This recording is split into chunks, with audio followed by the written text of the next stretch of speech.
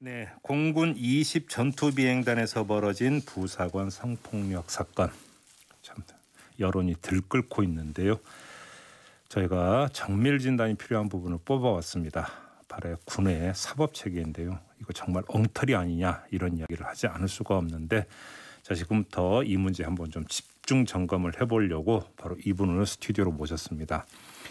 우리 애청자 여러분은 아주 낯익은 분인데요. 얼마 전까지 뉴스 세계를 함께 해주셨던 분이죠. 지금은 유튜브 연장 방송을 함께하고 있는 분인데요. 군 법무관 출신의 박지훈 변호사를 모셨습니다. 어서 오세요. 네, 안녕하세요. 박지훈입니다. 네.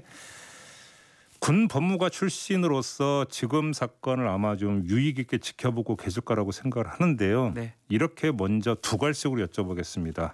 군사경찰이나 군검찰 이거 문제가 있는 거 아닙니까? 한마디로 나사가 그렇죠. 풀린 거 아닙니까? 큰일이었고 사실 제가 군에 복무할 때부터 네. 제도 개선에 대해서 그게 참여정부 시절이니까요. 네. 노무현 정부 시절 때부터 계속적으로 줄기차게 주장되었던 부분입니다. 이번 국회 때마다 입법안 올라가고 있지만 네. 20대도 폐기 만료가 됐고요. 21대 국회도 지금 법안이 몇 개 올라간 걸로 알고 있는데 네. 대부분 군 검찰이나 군사법 개혁 법안들인데 네. 통과가 안 되고 있어요. 근 한 20년에 가깝게 계속 방안은 이미 나왔다. 개선 방안은 예. 다만 국회에서 지금 처리를 안 해주고 통과가 있다. 안 되고 있습니다. 예. 알겠습니다. 그럼 좀 이따 한번 좀 짚어보도록 하고 이런 엉터리 지금 수사 처리가 나왔던 근본 원인이 어디 있다고 보십니까? 사실은 제도적인 측면도 분명히 있지만요. 네. 문화적 측면이 가장 크다고 봅니다. 사실은 문화적 측면. 지휘 책임 같은 거거든요. 예.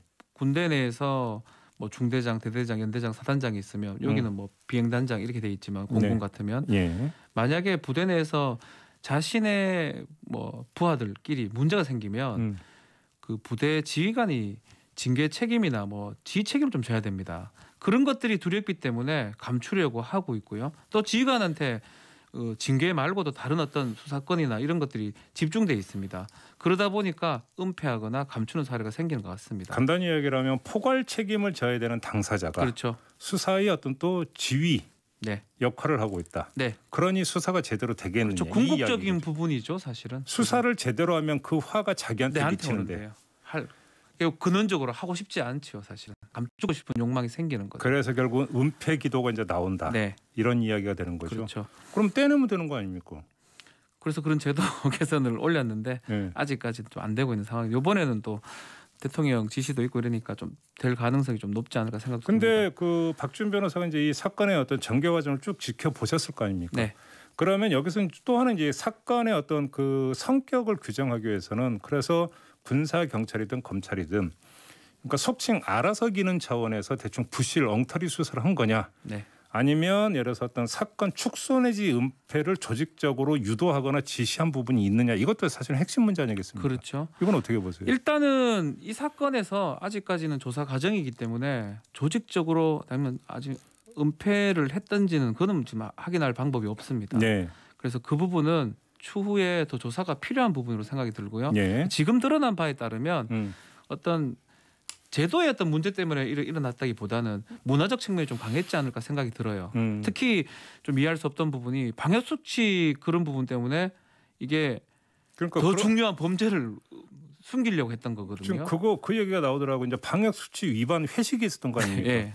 회식 사실을 숨기기 위해서 사건을 대충 덮으려고 했다. 네. 말이 되는 얘기입니까? 말이 안 되는 일인데 군대에 가본 사람들은 이해할 겁니다. 예. 또 군대에서 피해자나 가해자나 같은 부대에 근무하는 경우가 많고요. 이 네. 사건도 마찬가지고요. 예. 그러다 보니까 나 입장에서 그 위에 있는 지휘관이나 어떤 책임을 져야 될 입장에서는 요게 밖으로 드러나면 나 진급이나 크게 문제가 될 수 있기 때문에 잘만 얘기하면 이 사건을 무마할 수 있고 마무리 지을 수 있다라는 어떤 생각이 자꾸 드는 거거든요. 네. 그러다 보니까 이런 일이 생기는 것 같고요. 여기에 직접적으로 군사법 제도라든지 군 검찰, 군사 경찰의 문제 때문에 이게 일어났다. 아직까지는 그렇게 보기 좀 어려울 것 같고요. 그런 문화적 측면이 군대 문화적 측면이 이 사건을 이렇게 안타깝게 만든 것 같습니다. 두 가지로 나눠야 되는 거지. 이 사건이 발생한 배경에는 군대 내의 어떤 계급 문화라든지 내지 마초 문화라든지 이런 것들이 작동했을 부분 이 가능성을 봐야 되는 분명히 거고. 있죠. 예. 그건 사건 그러니까 발생과 관련된 거고 사건 발생 이후에는 수사를 제대로 하지 못한 군 사법체계 문제 네. 두 관리 아니겠습니까? 맞습니다. 시작 자체는 그렇게 시작됐지만 그 후에라도 군 수사기관이 제대로 작동을 했다 하면 네. 문제가 없을 건데 군 수사기관이 뭐 이렇게 표현하겠습니다. 느슨하게 작동이 된 거죠. 잠깐 그 전에요. 군 수사까지 갈 것도 없이 피해자가 호소를 했잖아요. 네. 호소를 했으면 이 호소가 받아들여져서 자체적으로 조사를 하고 자체로 징계를 한다면 네. 군 수사기관까지 안 갈 수도 있는 문제죠. 예를 들어서 극단적으로 이야기를 한다면. 근데 이 정상적인 경로도 거의 막혀 있다는 근데 거 이제 아닙니까? 그거는 징계하고 형사는 완전 분리가 돼 있거든요. 그러니까요. 그리고 만약에 징계 사건도 형사 사건 입건이 되어 버리면 징계 절차를 중지해 버립니다. 그러다 보니까 같이 하기는 좀 어렵고요. 네. 조금 문제 삼을 수 있는 부분은 양성평등센터에 20차례 호소를 했다라는 겁니다. 네. 지금 각 군에 다 양성평등센터가 다 있습니다. 군대 내에서 본부마다 다 있는데 역할을 전혀 못했던 것 같아요. 그러니까 제가 지금 드리는 질문이 바로 그거. 보고를 해야 되는 상황인데 보고를 왜 안 했냐고 보니까 아마도 수사를 개시했기 때문에 굳이 보고가 필요 없다고 생각이 드니까 월간 보고하면서 아주 추후에 보고가 된 것 같습니다. 이게 지금 일반 형법보다 오히려 군 형법이 세다면서요. 사실은 이것도 나중에 맞는 건데요. 군인 간의 성범죄 같은 경우는 아주 중하게 처벌해요. 예컨대 그냥 강제추행죄가 벌금형이 있다면요. 군인 간의 강제추행은 아예 1년 이상 유기징역입니다. 형량이 더 셉니까? 아주 셉니다. 그만큼 이것도 사실 없던 법을 일부러 만들어 가지고 했는데 이렇게 세게 법을 만들어 놓으면 뭐합니까? 잘 적용을 안 하려고 그러고 또 여기 걸리면 큰일 나기 때문에 더 알아 봐주려고 하는 문화가 좀 발생하는 것 같습니다. 하나만 더 여쭤볼게요. 네. 그 국선 변호사라고 하는 사람의 이 행태는 어떻게 평가를 해야 되는 겁니까? 그 국선 변호 장교라고 하는데요. 네. 사실 조금 이것도 여러 가지 봐야 될 부분이 있어요. 네. 이 일반적으로 국선 변호 장교가 있고요.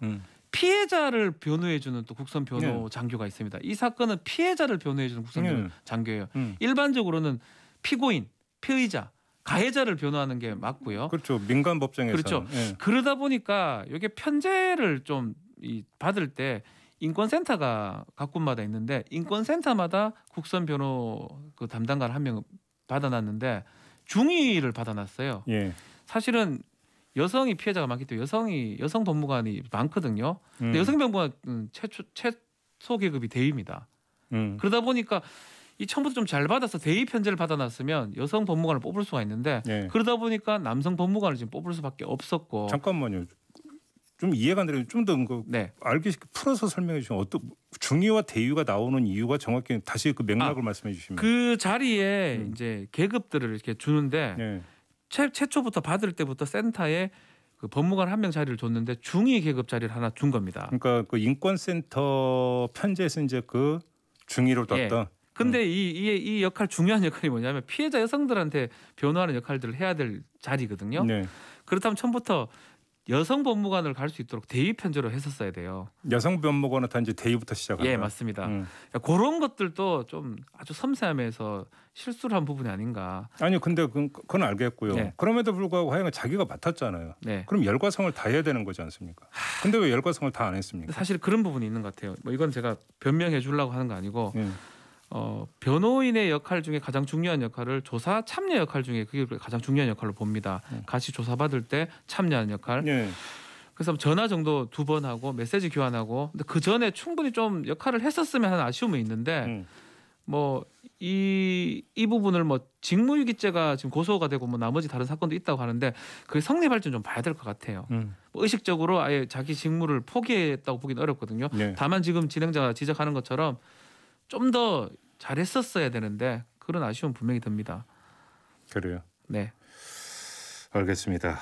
이제 군 사법체계 이야기를 했는데 일단 이거부터 여쭤볼게요. 국방부 같은 경우는 군 검찰 수사심의위원회 설치 방안을 내놨는데 이게 효과가 있는 방안이라고 생각하십니까? 사실 밖에서 아니 이거 지금 수사심의에 있으니까 검찰 수사심의위원회 이제 그 베껴 갖고 갔다는 거 저는 여기서 효과가 있느냐고 드린 질문이 수사심의회 소집 요구하는 걸 보면 댓글 사건이 어떤 치열한 공방이 벌어지는 사건인 경우에 수사심의회는 어떤 소집 신청을 하지 않습니까? 그렇죠.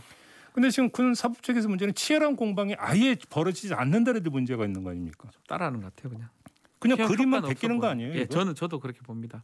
그잖아요. 그러니까 민간에 있는 제도를 이게 뭐 옳고 그름 또 가타부타 실효성 이런 거 별로 안 따져보고 일단 민간에 있는 거니까 가져와 보자. 조직 개편안 같은 거 낼 때 예. 그대로 좀 채용했던 걸로 지금 저는 그렇게 판단하고 아니 있습니다. 국선 변호 장교의 조력이 제대로 이루어지지 않았다고 지금 유족은 지금 그 그렇죠. 비판을 하고 있는데 국선 변호 장교가 열과성을 다해서 그 조력을 해서 든가 다퉈도 될까 말까 하는데 아예 이루어지지 않고 있는데 수사심의위원회 뭐 소집 요청이니 거기서 다투니 이게 성립이 안 가능한 맞죠. 그림입니까? 더 중요한 거는 지금 말했던 국선 변호 장교, 국선 변호인이 최초 활동할 수 있는 여건들이 마련되는 게 가장 필요하겠죠. 그러니까요. 예. 그다음에 지금 일각에서 나오는 것은 지금 이제 군이 1심, 2심은 군사 재판으로 그렇습니다. 진행을 하고 최종심만 이제 대법원으로 가게 되지 예. 않습니까? 이거를 1심은 군에서 하는데 2심은 민간 법정에서 하는 네. 이런 방안을 제시했는데 이게 효과가 있다고 보십니까? 그것도 예전부터 많이 논의됐던 부분이긴 합니다. 네. 그렇지만 군사법원 자체가 헌법상 기관이기도 하고요. 그래서 이 사실심은 뭐 군사법원을 하고 대법원만 이제 오는 걸로 했는데 그래도 만약에 민간에 한다 그러면 2심에서 걸러낼 수 있기 때문에 어느 정도는 긍정적인 부분이 있는 것 같습니다. 그렇지만 뭐 제도적 개선을 위해서는 더 많은 논의가 좀 필요하겠죠. 근데 얼마 전에 저희가 이제 그 임태원 군 인권센터 소장하고 인터뷰했는데 그분 같은 경우는 군 내부 성폭력 사건 이런 거 같은 경우는 민간 법정에서 해야 되는 거 아니냐라는 취지로 주장을 하던데요. 그 저희 그것도 여러 가지 제도 중에 하나인데요. 군내 범죄 예컨대 군무이탈이라든지 그는 군에서 처벌을 하고 일반적인 범죄는 굳이 군에서 할 이유가 있느냐라고 해서 바로 그런 제도 개편안도 있습니다. 있어요. 예, 근데 국회가 처리 안 하고 있는 겁니까? 여러 가지 법안들이 올라가 있는데 아직까지는 근데 논의가 좀 되고 있는 상황입니다. 가장 그 기초는 군사 경찰이든 군 검찰이든 네. 사건이 벌어졌을 경우에 지휘관 눈치 안 보고 제대로 수사할 수 있는 이 환경을 만드는 게 일단 맞습니다. 가장 기본 아닙니까? 맞습니다. 저는 이게 제일 중요한 거라고 보는데요. 두 가지 제도가 뭐 진짜 우리 군사법 만들 때부터 옛날 군법이었는데 있었던 제도가 심판관 제도하고 관할관 확인 제도입니다. 심판관 제도는 뭐냐면 재판 과정에서 일반 장교가 참여하는 거고요. 관할관 확인 제도는 부대 지휘관이 형이 떨어지면 그거 오케이 하면 또 아니면 감경할 수 있는 그런 제도인데 궁극적으로는 그런 제도가 있기 때문에 내가 수사하고 이 재판 다 해봤자 뭐 재판관이나 아니면 관할관이 이거 깎을 수 있다라는 생각을 가질 것 같아요. 그러니까 지휘관 눈치 안 보게 만들어주는 게 제일 중요한 거잖아요. 그게 가장 독립인데 뭐 영장 청구도 사실은 지휘관 도장을 찍고 들어가야 됩니다. 그러니까요. 그런 것 때문에 뭐 독립됐다고 또 완벽하게 독립됐다고 보기엔 좀 어렵다는 측면이죠. 부대의 특성이 지휘 책임을 묻게 되어 있는데 네. 지휘관에게 다시 어떤 그 수사의 어떤 저게 뭐냐면 처리권을 줘버리면 제대로 되겠는 이건 가장 크게 그게 상식의 문제잖아요. 이게. 그러다 보니까 한 단계씩 올리긴 했거든요. 뭐 네. 판사 같은 경우는 지금은 각군 본부나 국방부에만 있습니다. 그렇지만 판사 역시 뭐 지휘관을 그렇게 무시할 수는 없기 때문에 네. 영장 내거나 이럴 때 되게 조심스러운 부분이 있죠. 아무튼 또 국회 가면 또 이제 또 꽉 막혀 있군요. 그렇죠. 이거는 뭐 밖에 검찰 사법 개혁이 또 어려우니까 군 검찰 개혁은 계속 논의는 되고 있는데 10년 이상 지금 계속적으로 공전되고 있는 상황입니다. 답답하네요. 마무리하죠. 알겠습니다.